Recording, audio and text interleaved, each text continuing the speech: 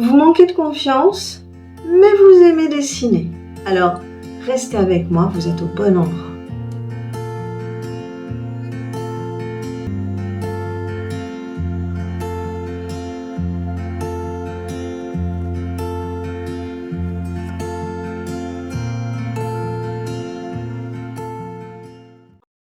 En tant que peintre, enseignante et psychogénéalogiste, mon expérience m'a conduite à la création de cet accompagnement, le 3C.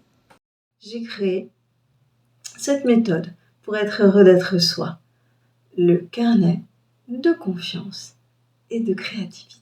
Aujourd'hui, un exercice pour remettre en question les freins, les croyances traînées depuis l'enfance. Il est essentiel de s'en libérer pour que l'adulte que vous êtes devenu puisse accéder à son plein potentiel. Je vais donc repartir d'une illustration dont nous avions parlé dans la vidéo sur les pliages. Il s'agissait là d'aspects plus créatifs. Nous allons désormais évoquer le côté introspectif en passant par l'écrit. Un exercice inspiré du 3C, le carnet de confiance et de créativité. Voici ce qu'on a dit de moi.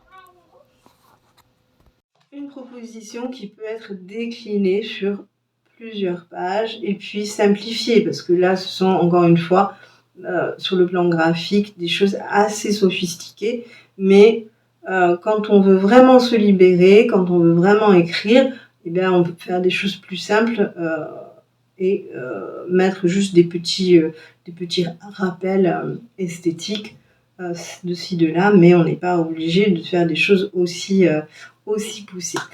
Alors, donc, l'exercice, il est très très simple. Encore une fois, vous pouvez l'étirer sur plusieurs pages. Là, moi, j'ai fait vraiment quelque chose de très, très serré. Et puis, je n'ai pas écrit ma vie. Encore une fois, en plus, c'est par rapport à un petit garçon. Là, ce qu'on a dit de moi, évidemment, vous pouvez traduire ça par une autre formule. Ce qu'on a dit de moi. Donc, dans l'enfance, quels sont les verdicts, les étiquettes qu'on a posées sur vous? Parfois, ça peut être... on aime bien mettre les gens dans les cases, et les parents aiment bien identifier un enfant par rapport à un autre, par exemple, dans une fratrie. Mais ça peut être aussi du transgénérationnel, par exemple. Vous pouvez avoir une mère qui revoit dans son fils un frère aîné, un oncle, etc., et qui peut-être, pour elle, ont été source d'angoisse. Cette masculinité, peut-être, et ces sources d'angoisse, elle va les repositionner, elle va les transférer sur un fils. Voilà. Et donc, peut-être que l'étiquette posée, ce sera, mais toi, de toute façon, tu fais vraiment des colères. Je me revois face à une maman qui tenait un tout petit dans ses bras et qui disait « Oh, celui-là, il va m'en faire voir. Ça va être quelqu'un de dur, etc. » L'enfant devait peut-être avoir 2 mois, 3 mois. Vous voyez, les espèces de jugements qui sont déjà des choses qui vont orienter le comportement de l'enfant parce que de toute façon, l'enfant a besoin de répondre à ces projections du parent. D'une manière générale, il est très difficile, comme je l'ai déjà dit et comme je le redis bien des fois sous différentes formes sur ma chaîne Psychogénéalogie et Estime de soi, il est très difficile pour un enfant de contester ce type de jugement. Mes chaînes sont très riches en contenu, tant sur le plan artistique que psychologique. Si vous souhaitez progresser, abonnez-vous et consultez mes vidéos. Vous pouvez les partager, mettre des petits pouces en l'air et commenter, même avec un simple merci. Tout ceci m'aide beaucoup et récompense mes efforts.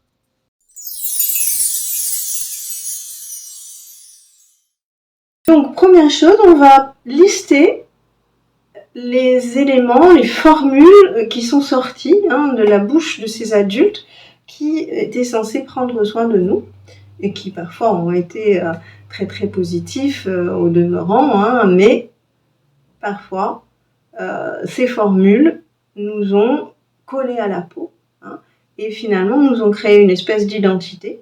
Ça a eu des conséquences au niveau de nos croyances limitantes, de nos plafonds de verre, de nos orientations, de nos choix, qu'ils soient professionnels, qu'ils soient familiaux après, enfin bon. Donc, mais ça peut être des choses pas forcément très agressives. Ça peut être, mais toi, ma chérie, tu es timide. Tu es vraiment intelligente et heureusement parce que tu n'es pas très jolie. Vous voyez, que sais-je? Enfin bref, vous faites votre listing et vous essayez vraiment de réutiliser aussi, pourquoi pas, les mots qui ont vraiment été formulés, hein, qui ont été dits. Ça, c'est, je dirais, le premier bloc. Et moi, je vous l'ai montré comme ça sur cet exemple, hein, mais encore une fois, à vous de le structurer, hein, comme vous le voulez. Deuxième bloc qui va être un petit peu plus long sûrement et peut-être un peu plus douloureux aussi, ce sont les conséquences que ça a eu pour vous dans votre vie par la suite. Toutes les choses que vous vous êtes empêché de faire ou tous les comportements que vous avez eus parce que vous vous êtes senti obligé d'agir de cette manière. Par exemple, toi ma chérie, tu es vraiment gentille mais un peu timide. Eh bien, puisque vous êtes timide, vous n'allez pas effectivement oser parler en public, vous n'allez pas oser intervenir si on vous impose quelque chose. Voilà, parce que c'est ainsi, vous avez toujours été timide. Et donc, ça peut avoir beaucoup de conséquences dans votre existence. Donc, tout ça, c'est bien de prendre le temps, le lister, de creuser la question. Éventuellement, vous pouvez en parler à des proches qui vous ont suivi depuis longtemps et voir avec eux en quoi est-ce que effectivement il y a des exemples qu'on vous a dit quand vous étiez enfant, de ces qualités, de ces défauts, de ces qualificatifs, etc. Donc ça, c'est ce que moi j'ai calé ici dans le bleu. Alors, vous voyez, on ouvre et on a pas mal d'éléments, mais on peut en avoir encore beaucoup plus. Ensuite, la troisième, ça va être les contre-exemples. Donc, je suis différent de ce qu'on m'a dit que j'étais. Voilà. En fait, on m'a posé un exemple, on a posé sur moi un jugement.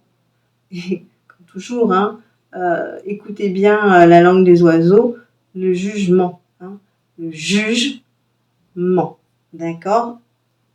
Bon, je ne vais pas vous l'écrire. Là, vous allez vous faire un petit bloc où ça peut être présenté sous forme de liste, etc. Mais là, j'ai voulu vous montrer les collages et les pliages. Donc, je l'ai fait sous cette forme. Je suis différent, je ne suis pas ça. En réalité, intitulez ça comme vous voulez. Et vous voyez, moi, là, donc, j'ai tout cet espace pour donner des contre-exemples. Voilà.